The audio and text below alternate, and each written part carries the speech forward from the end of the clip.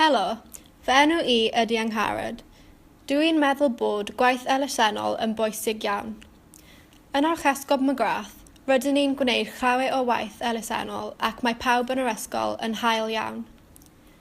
Blwyddyn diwetha, codyn ni swm enfawr at elusennau fel caffod, awyr ambulans Cymru a phobl yn Syria. Hefyd, helpon ni bobl yn yr ardal amser Nadolig gyda'r banc bwyd. Codais I dros 200 punt mewn wythnos yn gwerthu cacennau gyda fy ffrindiau Anya a Seren. Mae pawb yn hoffi cacen. Blwyddyn nesaf, hoffwn ni wneud cyngerdd I godi arian at cafod. Bydd Miss Leek a Mrs Dunn yn helpu ni.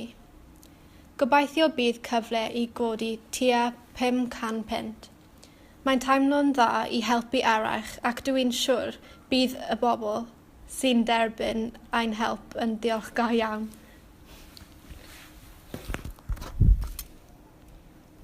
I said bydd